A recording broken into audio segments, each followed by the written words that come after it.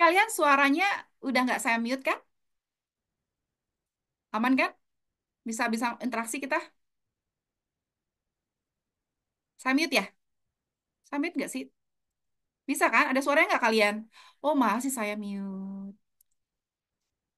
Oke, sekarang sudah? Sudah bisa ngobrol? Sudah Bu, ya Oke, Bu. good. Ya.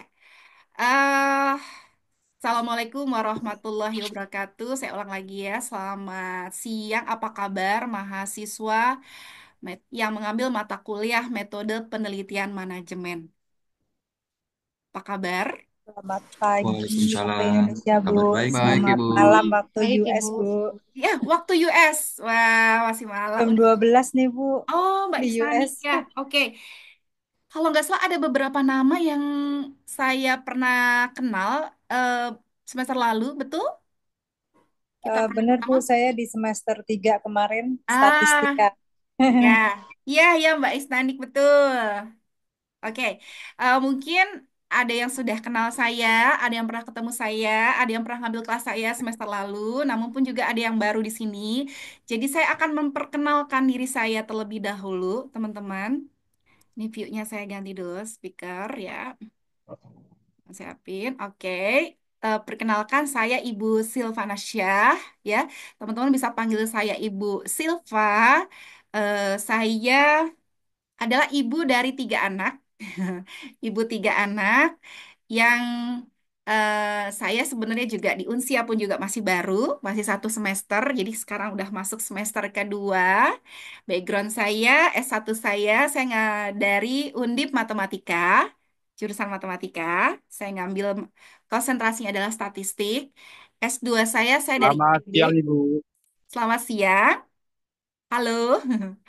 Oke, S2 saya ngambil Ya statistik Ibu. IPB dan S3 saya mengambil manajemen keuangan dari UNJ ya. Terus kemudian saya juga aktif di UMKM, teman-teman. Saya punya usaha, saya punya homestay, penginapan syariah di Kota Depok. Ada dua homestay, dua di Kota Depok, satu di Batang, satu juga di Semarang. Dan saya juga adalah humas ya dari IWAPI, Ikatan Wanita Pengusaha Indonesia. Nah, namun dikala kesibukan saya wirausaha gitu, saya pun juga senang banget gitu ya untuk penelitian, mengajar ya, kemudian juga bertemu dengan teman-teman mahasiswa. Saya eh, beraktivitas mulanya adalah seorang guru ya di sekolah international school. Saya ngajar matematika, statistik gitu ya. Ngajar-ngajar anak olimpiade, kebetulan international school ya. Jadi banyak anak-anak yang ikut ke olimpiade internasional di luar negeri gitu. Jadi ada beberapa siswa saya yang sekarang siswa ketika itu dia SMP kalau nggak salah sekarang udah profesor ya di luar negeri gitu. Ini suatu apa namanya pengalaman tersendiri bagi saya untuk menjadi seorang guru ataupun juga pengajar gitu karena seorang pengajar itu kebahagiaannya adalah ketika melihat yang kita ajarkan itu berhasil gitu. Dan saya senang banget kalau murid-murid saya, mahasiswa saya itu melebihi melebihi dari saya seperti itu. Dan saya yakin ya teman-teman semua nanti akan sukses ke depannya. Amin. Kira-kira itu ya pengenalan dari saya. Nanti Halo. sedikit-sedikit banyak saya juga ingin kenalan sama teman-teman school semua di 62 partisipan ini. Dan di semester ini saya dapat mata kuliah yang sangat penting ya. Mungkin kalau misalnya kalian fail di sini, kalian nggak memahami materi ini, saya mungkin akan dijewer ya oleh rektor karena ini adalah pengantar bagi kalian untuk menulis skripsi besok begitu. Jadi saya dikasih 4 kelas di mana di sini materi yang mungkin akan jadi kambing hitam ketika nanti kalian itu jelek gitu skripsinya. Jadi mana dosen metode penelitian manajemennya kan gitu.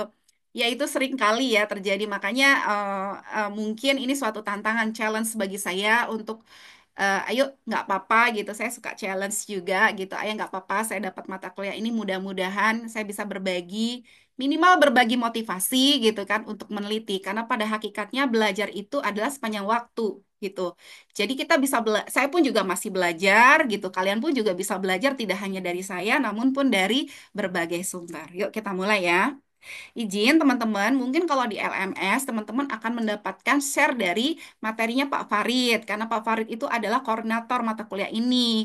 Namun saya pun juga memiliki PPT sendiri dan PPT itu saya share-nya pada saat Vicon. Ya, saya akan jelaskan pada saat Vicon. Walaupun saya record ya Vicon tersebut nantinya, namun akan sedikit bukan sedikit ya, mungkin lumayan ya, mungkin akan lumayan rasa apa namanya tingkat pemahamannya ketimbang kalau kalian itu datang Vicon gitu. Kalau teman-teman yang nggak datang Vicon, kemudian dia melihat rekamannya, kemudian dia mungkin katakanlah membaca PPT-nya gitu, akan lain dibandingkan kalian semua 69 mahasiswa yang ada di sini yang hadir pada saat Vicon. Makanya saya himbau semuanya untuk upayakan untuk hadir Vicon karena beda ketika Vicon ini kita online, kita ada tatap muka, kita ada transfer energi gitu ya, satu sama lain gitu. Kalau sudah direkam mungkin agak sedikit berkurang energinya gitu. Ini saya ganti dulu nih ya, ini saya masih backgroundnya tugas akhir. Nah, tugas akhir ini adalah muara atau akhir dari tujuan mata kuliah kita ini ya. Saya ganti dulu lah. Kita kan nggak sedang ini ya. Nah, yang angkasa ini saya suka nih backgroundnya angkasa ini. Baik, saya share ya. Teman-teman, nanti saya akan share juga nih ya PPT ini di LMS. Apakah Siap, teman-teman Ibu. sudah melihatnya? Sudah, Bu. Sudah, Oke, Ibu. teman-teman. Ini kita sekarang Sudah, Bu. masuk ke materi. Jadi, kita ini kan udah pertemuan ketiga nih. Tapi saya sudah share pertemuan keempat. Untuk Vicon kali ini saya coba rapel nih ya empat pertemuan ini. Kenapa? Karena sepertinya masih preview, masih pendahuluan, jadi bisalah kita rapel. Tapi nanti minggu depan saya akan mulai per sesi, begitu ya. Baik, sudah tampak ya teman-teman. Saya udah record ya? Kodenya nggak direcord. Tunggu lihat dulu. Udah direcord. Bu, sudah. Mm-mm. Oke, kita mulai ya teman-teman ya. Nanti kita perkenalan lagi. Oke, teman-teman, sekarang kita mulai dari pengertian apa itu penelitian. Ya, penelitian itu adalah suatu suatu kerja sistematis gitu ya untuk mendapatkan jawaban atas pertanyaan yang ada gitu, atas sesuatu masalah yang ada gitu kan dengan berbasis data gitu. Jadi pekerjaan sistematis. Jadi apapun itu yang kamu lakukan secara sistematis, kamu sebenarnya sudah melakukan penelitian. Even kamu nggak nyatet, even kamu nggak bikin skripsi, even kamu tuh nggak apa nulis, nggak kamu ketik, tapi kamu udah sistematis. Kamu mulai urutannya dari latar belakang, kemudian punya tujuan, punya rumusan, gitu kan? Kemudian punya metode, kemudian kamu kerjakan pengolahannya gitu kan sampai kamu dapatkan hasil, kemudian kamu dapatkan kesimpulan. Nah, itu berarti kamu sudah melakukan penelitian. Seperti kamu misalnya meneliti nih ya, meneliti calon jodoh kamu gitu ya. Iya, harus itu dilakukan ya. Jadi mungkin kamu Taruh ingin dong, Bu, taruh. Nah, ya, itu lakukan konsep penelitian, Pak. Sistematis ya, Pak. Nggak gerubah-gerubuk, nggak ngikutin apa namanya feeling saja. Nah, kalau itu semua sudah dilakukan secara sistematis ya, dan juga menggunakan data, berarti sebenarnya Anda sudah melakukan penelitian. Tujuannya apa penelitian itu? Tujuannya adalah untuk mengembangkan ilmu pengetahuan, tentu. Kemudian juga menyelesaikan masalah praktis. Kemudian juga pasti yang terakhir adalah mengambil keputusan yang bisa dipertanggungjawabkan, ya. Keywordnya apa? Keywordnya adalah sistematis, ya, logik, logik harus logik, gitu kan. Kemudian juga objektif, nggak subjektif, nggak berdasarkan pemikiran kita, nggak berdasarkan mood kita, nggak berdasarkan kita sendiri, tapi objektif, berlaku general, bisa diterima, kemudian juga empiris. Gitu. Nah, apa sih peranannya penelitian ini dalam manajemen? Of course, tadi sudah kita jelasin di depan ya. Perannya adalah kita akan mengambil suatu keputusan strategis. Nah, selamat Anda masuk kuliah manajemen. Levelnya manajemen itu yang manajer, ya kan? Nah, ini manajer apa? Manajer adalah seorang yang bisa mengambil keputusan yang strategis. Apakah manajer itu harus ngerti teknik? Apakah manajer itu harus bisa semuanya? Sebenarnya perlu ngerti, tapi nggak perlu mengerjakan semua. Begitu, karena dia posisinya leader.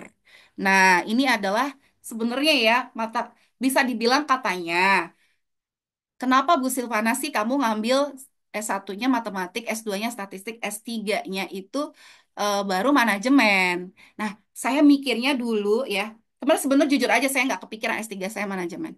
Tapi saya mikirnya dulu, ketika saya menguasai sesuatu hal yang sifatnya teknis gitu, saya mungkin akan menjadi seseorang yang expert dan saya mungkin berbayar mahal gitu kan. Ternyata setelah saya lulus gitu, walah, ternyata walaupun mungkin saya bisa mengerjakan soal matematika, bisa mengerjakan aplikasi-aplikasi statistik gitu ya, tapi tetap kalah sama teman-teman yang dari jurusan manajemen. Gitu. Kenapa? Karena mereka tuh memang dididik untuk bisa mengambil suatu keputusan dalam organisasi, dalam apa namanya, dalam bisnis gitu kan, dan sebagainya. Memang mereka mungkin tidak terlalu menguasai hal-hal yang sempat teknis, tetapi merekalah yang dipercaya untuk menjadi seorang pemimpin. Nah, kalian selamat ya masuk di manajemen ini gitu. Kalian calon orang-orang sukses. Kalian adalah pemimpin-pemimpin bangsa seperti itu. Nah, terus kemudian yang kedua adalah untuk peranan penelitian adalah untuk menyediakan dasar rasional untuk perencanaan bisnis. Nah, itu. Jadi, dalam kita bicara mengenai manajemen, kita kan adalah seorang leader dari suatu bisnis ataupun organisasi.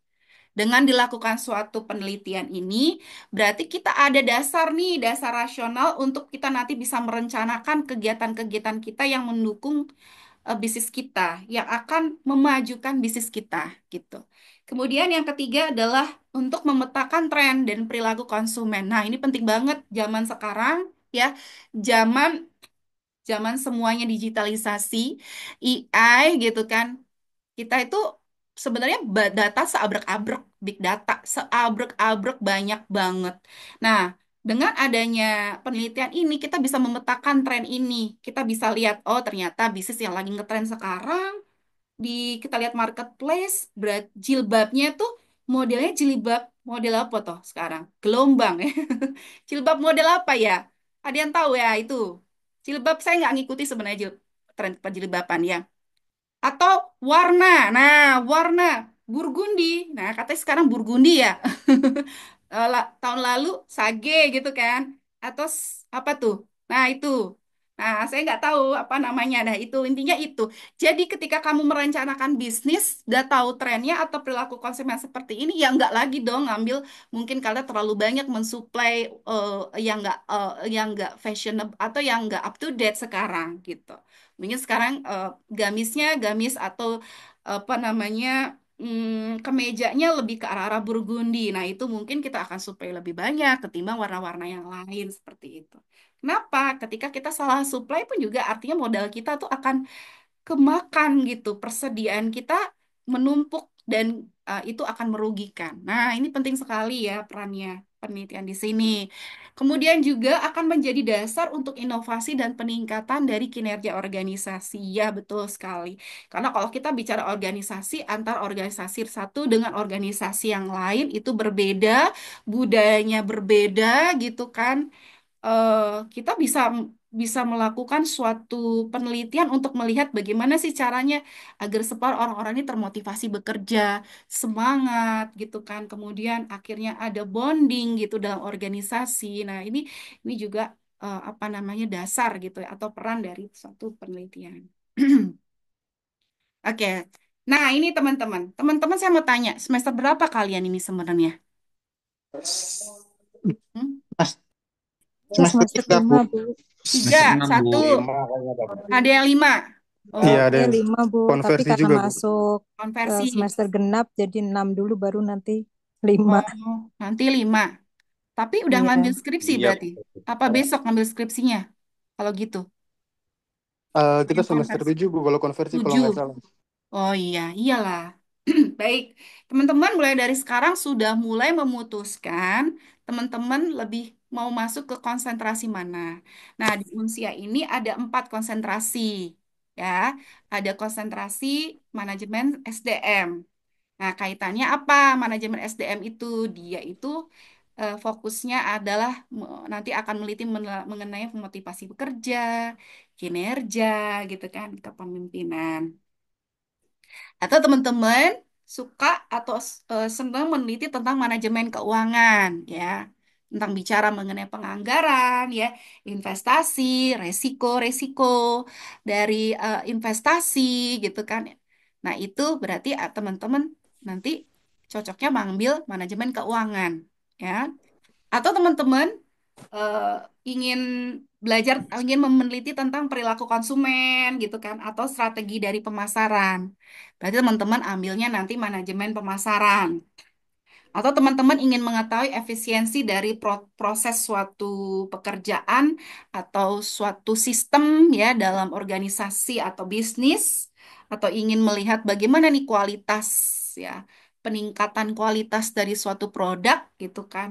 Ah, teman-teman ambilnya manajemen operasional. Silakan monggo ya. Terus kalau yang 5 dan 6 itu belum ya ada di Unsia, namun juga ada manajemen namanya manajemen strategik.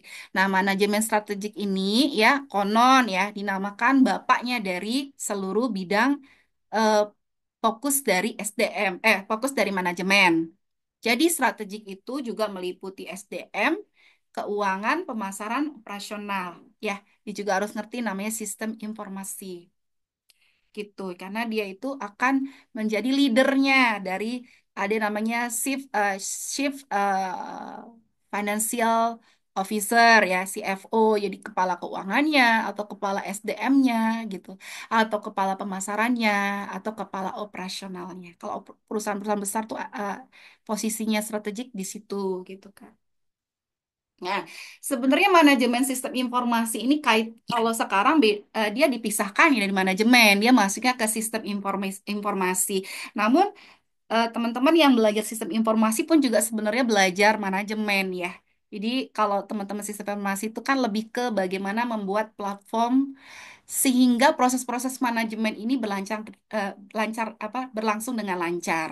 Berarti kan dia juga harus ngerti nih konsep-konsep manajemen selain dia ngerti coding-coding dan lain-lain gitu. Lanjut ya. Nah, kita masuk ke masalah contoh dari masalah penelitian ya. Nah, ini adalah contoh dari masalah penelitian teman-teman. Kalau teman-teman orang SDM, eh, satu contohnya misalnya apa pengaruh motivasi terhadap kinerja karyawan gitu. Secara teori berpengaruh motivasi ini terhadap kinerja karyawan. Namun bagaimana jika ini kita aplikasikan dalam tempat kita, kan perusahaan kita, apakah motivasi ini berpengaruh terhadap kinerja karyawan? Nah, inilah yang perlu kalian teliti gitu. Bisa jadi ternyata enggak terjadi itu, tidak berpengaruh nih motivasi ini terhadap kinerja karyawan. Kok bisa? Bisa. Jadi yang namanya data itu adalah raja. Data is king. Nggak boleh kamu itu merubah data, memanipulasi data. Kalau memang kenyataan tidak signifikan, itu tidak mengapa. Si tidak signifikan dan signifikan itu adalah temuan. Jadi, ketika nanti kamu mengerjakan skripsi, ketika ketemu hasil yang nggak signifikan, jangan kamu minder atau kamu menjadi apa galau ya. Kalau hasil selama metode yang kamu kerjakan benar, metode penelitiannya menggunakan katakanlah kuantitatif, menggunakan regresi linear berganda itu sudah benar, kamu sudah melakukan pemilihan sampel yang benar, dapatkan hasil yang tidak signifikan, tidak apa-apa. Itu sama juga nilainya dengan yang signifikan. Kenapa? Karena ketika tidak signifikan, berarti ada masalah itu yang terjadi pada variabel tersebut. Di motivasi kerja itu terjadi masalah gitu. Yang seharusnya itu motivasi kerja berpengaruh terhadap kinerja karyawan gitu kan. Kamu bisa menemukan masalah di tempat saya tidak. Oh, berarti ada masalah terhadap motivasi kerja. Nah, dari situ kamu bisa bisa menjadi suatu eh, acuan untuk kamu meneliti lagi ke dalam apa sih masalah-masalah yang terjadi pada motivasi kerja ini gitu. Kok nggak berpengaruh begitu ya? Jadi ini saran saya ke teman-teman besok yang akan meneliti ketika tidak terjadi signifikansi terhadap variabel X dan Y itu gak, bukan suatu hal yang masalah, tidak apa-apa. Justru malah itu juga merupakan temuan ya. Kemudian, apakah kualitas layanan mempengaruhi loyalitas dari pelanggan? Secara teori iya, ada teorinya. Ya, teori ini manajemen pemasaran nih ya, gitu. Nanti ada nama teorinya, gitu. Karena saya kan manajemen keuangan ya, saya tidak terlalu memahami gitu. Nah, ini ada nama teorinya. Tetapi bagaimana nih pada studi kasus di Anda gitu?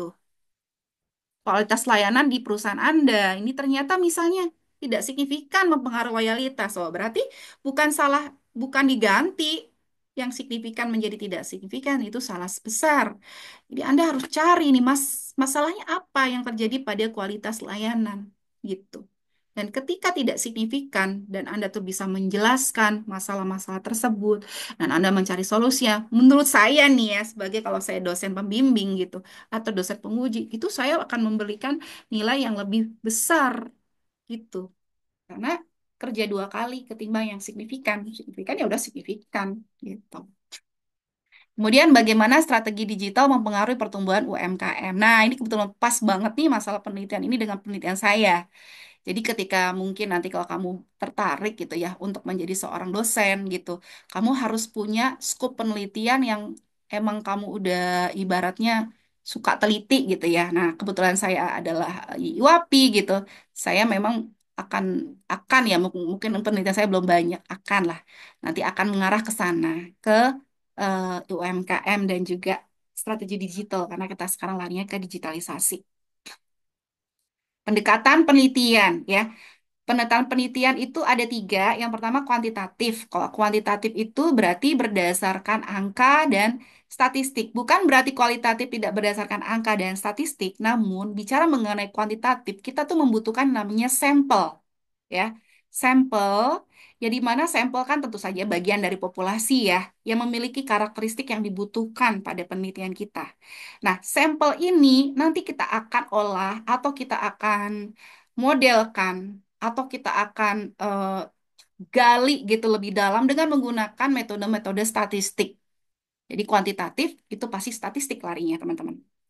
Nah, nanti silakan teman-teman, nanti kan teman-teman ketemu mata kuliah, ada statistik ya tentu saja, kemudian juga ada riset digital keuangan kalau yang ngambil keuangan ya.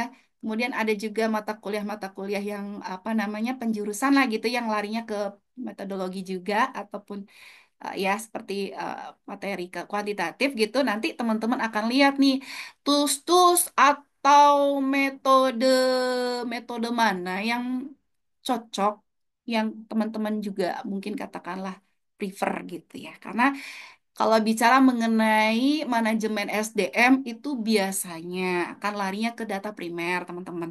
Teman-teman akan dibawa membuat mengisi kuesioner di mana kuesioner itu nanti teman-teman buat dalam bentuk indikator-indikator. Boleh menggunakan regresi linear berganda, tapi mungkin itu agak sedikit kurang tepat ya. Dan diharapkan mungkin ke depannya nanti untuk data-data seperti itu menggunakan yang namanya SEM, Structural Equation Modeling gitu kan. Atau teman-teman kalau tertarik data sekunder seperti manajemen keuangan ya, itu teman-teman nanti bisa larinya ke data-data time series gitu kan. Atau teman-teman menggunakan data panel, regresi data panel begitu. Atau kalau teman-teman bisa menggunakan juga teori-teori mengenai ANOVA gitu dan sebagainya ya. Kemudian kualitatif. Kualitatif ini berdasarkan sebenarnya ada basis angkanya juga, bukan berarti nggak perlu pakai data data angka dan angka gitu. Tetap gitu apa uh, untuk gambaran, untuk apa namanya pendahuluan atau yang mengantarkan ke sana kan tetap harus ada data kan, angka kan gitu. Namun, pendekatan kualitatif itu lebih ditekankan kepada apa namanya informan, ya.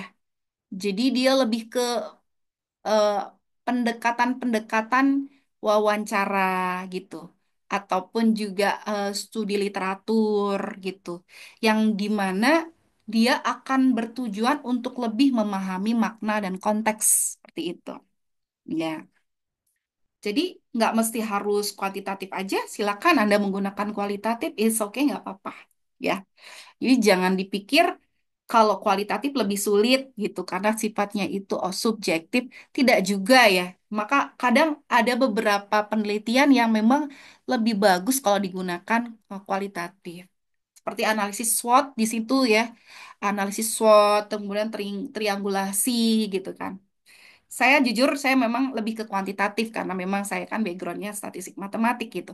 Tapi kesininya saya mulai jatuh cinta dengan kualitatif gitu. Kualitatif itu kita lebih mendapatkan informasi-informasi yang up to date, kemudian juga humanize gitu ya. Jadi memang kayak dia pelakunya itu kita akan lebih apa namanya? Lebih dapat feel-nya begitu. Cuman memang ada beberapa penelitian yang memang lebih cocok menggunakan kuantitatif gitu kan, ketimbang kualitatif. Nah, ketika kedua penelitian ini digabungkan, nah itu yang disebut dengan mixed method gitu. Jadi kalau misalnya kamu masih nggak pas nih menggunakan kualitatif, kayaknya ada yang kurang nih gitu kan. Saya butuh satu metode lain gitu kan yang bisa membuktikan seperti mungkin katakanlah keakuratannya, reliable-nya gitu kan. Saya butuh kuantitatif, ya udah mixkan aja gitu. Mixkan aja menjadi mix method ya. Jadi gitu. Silakan. Silakan untuk di sini ya skripsinya Unsia keren-keren ya. Teman-teman nanti bisa lihat tuh library-nya gitu. Banyak skripsi yang menurut saya ini saya bukan promosi ya, tapi kan saya kan pernah di beberapa kampus negeri kan gitu. eh Acungin jempol deh pemikiran teman-teman Unsia gitu ya, kakak-kakak kelas kalian gitu. Bagus berbobot ya. Terus kemudian bagaimana nih struktur penelitian ilmiah? Nah, struktur penelitian ilmiah nanti skripsi teman-teman ini lima ya, lima hal yang nanti akan menjadi struktur dari skripsinya teman-teman, ya kan? Ini di mana-mana sama teman-teman. Yang pertama pendahuluan, ya. Kemudian yang kedua adalah pasti tinjauan pustaka, ya. Kemudian yang ketiga adalah pemilihan dari metodologi penelitian. Kemudian yang keempat adalah hasil dan pembahasan. Kemudian yang kelima adalah simpulan dan saran. Saya nggak mau terlalu lama di sini karena nanti ada bagiannya sendiri. Ya, oke, teman-teman. Nah, kita kan ini ya student apa namanya center ya, student center gitu, method gitu ya. Jadi kan mestinya saya nggak terlalu banyak berbicara di sini. Kita akan lebih banyak discuss gitu ya. Boleh dong teman-teman, boleh teman-teman share ke teman-teman mungkin baru semester 3 ya, semester 5 ataupun semester 6 nih ya teman-teman sekarang nih ya. Pasti udah ada gambaran nih gitu kan. Di dalam benak teman-teman pengen pengen meneliti apa nih gitu kan. Topik topik skripsinya apa gitu. Monggo kita discuss yuk. Teman-teman bisa ketik di chat atau boleh raise hand atau ketik chat dulu biar aku punya ini, punya apa namanya? Punya ini ya, kan saya kan selalu ini ya eh, melihat chat melihat chat teman-teman nih kan ada nih itunya rekamannya nih ada chatnya juga jadi saya itu punya dokumentasi siapa yang hadir dan aktif gitu silakan teman-teman monggo diketik di chat ya pertanyaannya ada di PPT kira-kira teman-teman lagi lagi di dalam benak kalian tuh lagi pengen meneliti apa sih topik yang menarik di bidang manajemen. Monggo silakan. Nanti boleh nanti dibuka mic-nya. Saya mau mau ngobrol ya. Tulis dulu. Iya, bukan ya, oke, Amada. Betul, pemasaran. Tapi topiknya apa, Madia? Mada. Tentang apa, Amada? Tentang apa, Amada? Mungkin pengaruh Kalau dari. Oh, mau ngomong. Tulis iya dulu Bu, deh. saya Tulis dulu, tulis dulu. Oh, lagi Mada, Mada udah. Tar, tar, tar udah dulu. Ibu. Oke, sebentar nih. Mana madanya, mana mananya. Resen Hadir mana? Ibu. Mana? Maaf Ibu lagi Oh, ada acara jadi off cam Ibu, maaf. ya udah nggak apa-apa. Oke, silakan. Ya Ibu, saya mengambil tugas akhir mengenai strategi pemasaran dan penjualan topiknya Ibu. Strategi penjualan dan pemasaran. Oh iya, Ya, iya. judulnya itu analisis strategi pemasaran dalam meningkatkan penjualan UMKM pada PT Umu Oh udah. Almaling Payment Center Tasikmalaya. Oh udah ini dong, udah ini banget ya, udah jelas gitu, maksudnya udah ada tempatnya, udah ada variabelnya gitu ya. Iya Ibu, Oh ya udah. Alhamdulillah. Good. Oke. Bagus. Lanjut dulu ya. Oke, Mada, Ya saya Ibu. baca dulu nih. Fatoni, MH Fateni, saya ingin meneliti gaya pengaruh kepemimpinan terhadap motivasi kerja pegawai. Oke, SDM ya. Mm-mm. Ya, tempat kerjamu ya, ya kan? Berarti ini pasti Siap, Bu. masih Itu tempat kerja menggunakan saya. kuesioner nih ya. Siap, Iya. betul. Nanti Nah, rencana pakai pakai kuantitatif. iya, ini kuantitatif. Tapi saran saya nih ya, Pak Tony, ini penelitian ini kacang goreng, Pak Tony. Udah banyak. Kalau kamu pengen pengen berbeda, tambahkan satu variabel lain ya, yang masih jarang, gitu. Apa Ah, itu? Silakan. Silakan kamu eh, coba gali apa yang merupakan kebaruannya. Kalau mengenai gaya kepemimpinan dan motivasi kerja, itu udah banyak banget ya, gitu. Atau kamu baik. lakukannya studi kasus di tempat kamu gitu bisa. Kebetulan saya emang ada studi kasus ibu kasus menarik di tempat, terutama di bidang tempat kerja saya. Makanya tadi saya mau Oh, ngambil topik itu. iya. Oke, berarti ini kan X-nya kan satu nih. X-nya gaya kepemimpinan, Y-nya motivasi kerja ya. Betul.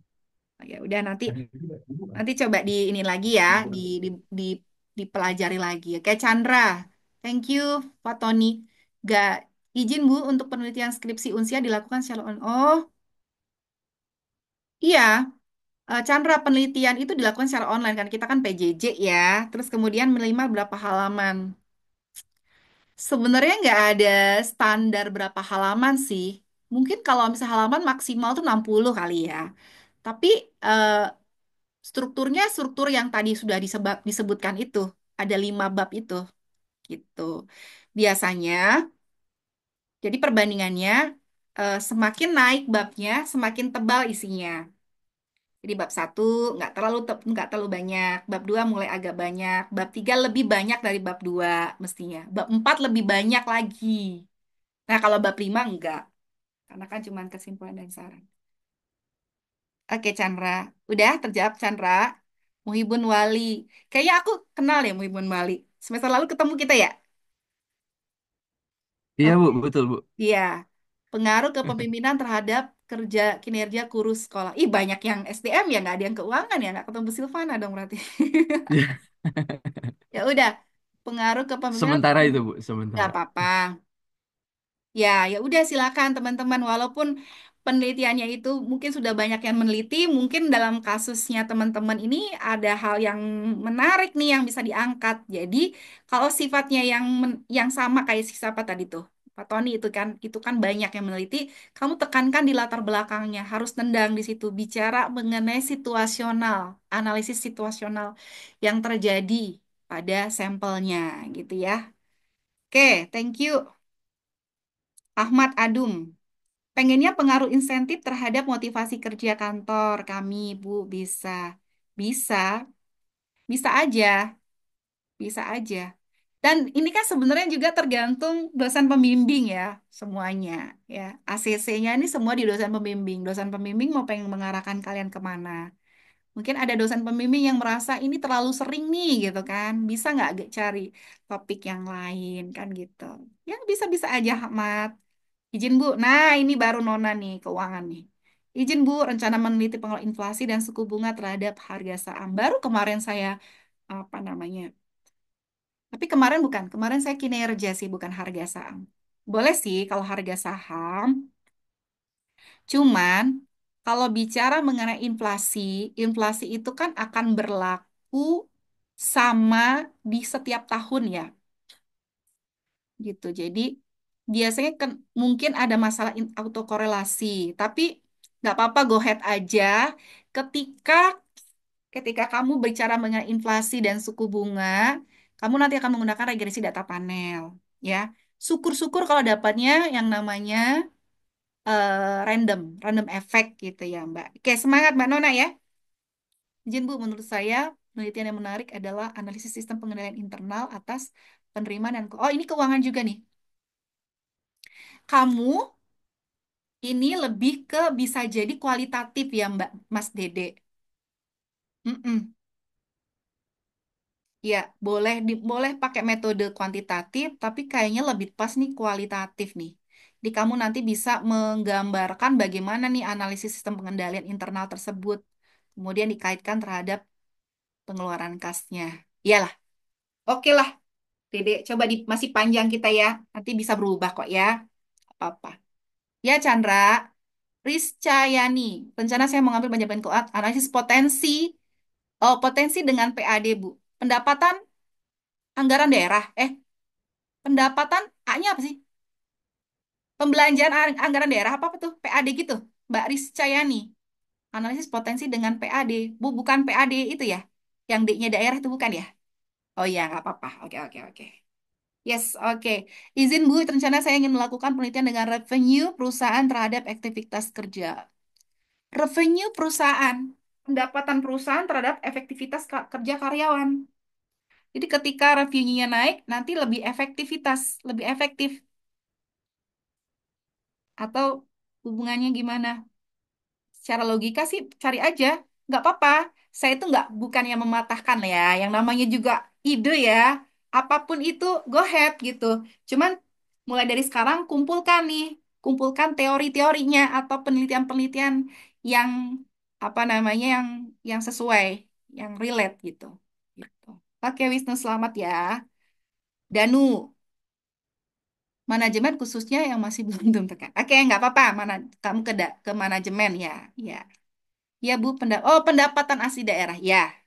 Nah, kalau pendapatan asli daerah tuh analisis potensi dengan kamu keuangan kan? Iya, Krisdayanti keuangan. Iya, iya, masih inilah, masih apa namanya? Masih banyak kesempatan. Ini Chandra mau ngomong, mau ngobrol? Ah, siang Bu, izin Ya, nanya. ya, Mohon maaf kita nggak bisa open cam soalnya masih tugas. ya, nggak apa-apa. Ini saya dapat ide buat penelitian kan.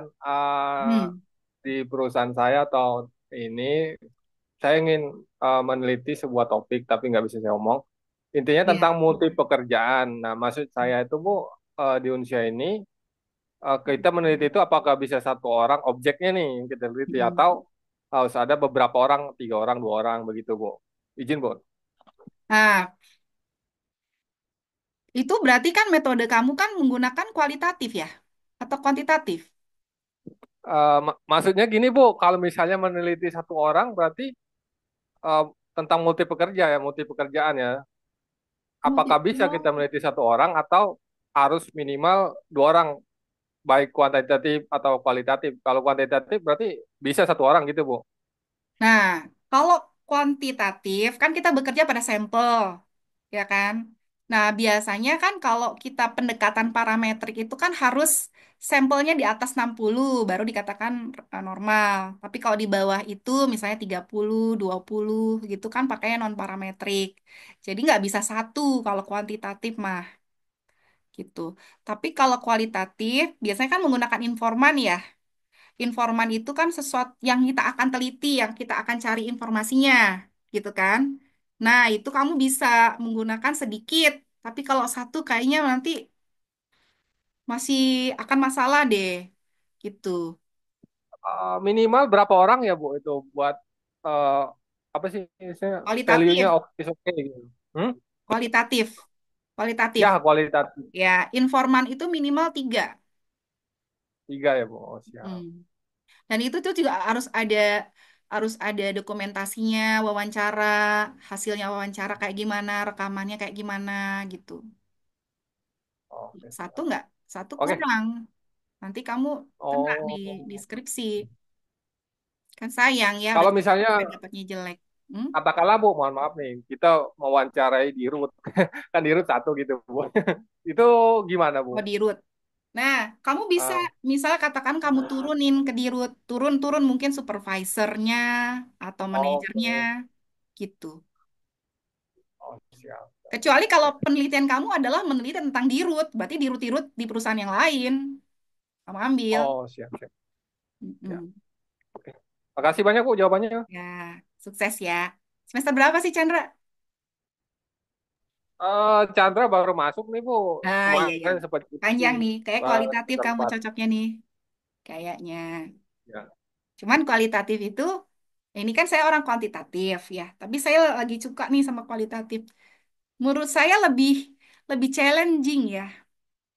Karena kan kita kan harus mendapatkan informan yang mau kerjasama dengan kita, ya kan? Dan kadang ada pertanyaan-pertanyaan yang nggak semuanya harus bisa dijawab oleh dia. Tuh. Nah, itu bagaimana cara kita berkomunikasi, bagaimana cara kita membawa diri. Nah, itu challenging bagi saya. Ya, misalnya kok saya meliti karena saya manajemen keuangan, saya bicara tentang bagaimana sih pengelolaan keuangan UMKM. Kadang kan susah tuh untuk bisa terbuka ya kan, gitu. Padahal teman sendiri. Iya, tapi keren. Makanya saya sekarang udah mulai belajar tentang kualitatif. Oke, lanjut. Ini masih sesi satu loh, kita 4 sesi loh. Sebentar, itu lagi sebentar. Ingin melatih, oke, melatih belum ditentukan. Sindiana, pengaruh media sosial terhadap pengambilan keputusan untuk melanjutkan kuliah di. Oh, oke. Mengambil kuantitatif. Ini bisa kuantitatif, Mbak, dengan menggunakan kuesioner nih, bisa. Tapi di situ berarti Y-nya itu yes or no gitu. Berarti X-nya itu pengaruh media sosial pakai pakai kuesioner, Y-nya memutuskan antara kuliah di AP3Y atau tidak, kan yes or no kan keluarannya. Berarti modelnya itu bisa menggunakan regresi linear berganda atau dengan menggunakan regresi logit nanti. Nah, coba nanti kalau belajar, coba pelajari di googling ataupun di YouTubein regresi logistik. Karena itu kan Y-nya itu variabel dependennya yes or no gitu kan. Bukan bukan banyak banyak kategorik gitu, cuman yes or no. Itu ya Mbak Sindiana. Jin Bu, kalau promosi media sosial terhadap minat beli itu masuknya manajemen pemasaran atau sistem informasi. Bisa dibawa ke pemasaran nih. Media sosial bisa dimasukin pemasaran. Tergantung kamu tuh memberikan. Jadi gini teman-teman. Ya, bedanya orang statistik atau orang teknik sama orang manajemen itu di mana? Karena bisa jadi variabel kita sama. Bedanya adalah kamu memberikan masukan kepada manajemen perusahaan. Ke situ. Kalau kalau cuman sekedar ngolahnya, kita semua berhak ngambil alat olah data yang apapun. Bisa sama-sama pakai regresi orang teknik atau orang matematik pakai regresi atau ini pakai SEM supply equation modeling atau menggunakan kualitatif gitu. Sama-sama menggunakan SWOT, tapi hasil akhirnya orang manajemen adalah memberikan rekomendasi bagi perusahaan atau organisasinya. Itu gitu. Makanya sebenarnya olah data itu boleh kamu berikan kepada si ahlinya olah data menggunakan menggunakan apa? Menggunakan jasa boleh gitu. Karena sebenarnya poin terakhirnya di kamu itu adalah regulasi atau kebijakan yang ingin diberikan. Oke, teman-teman nanti saya lanjutin ya.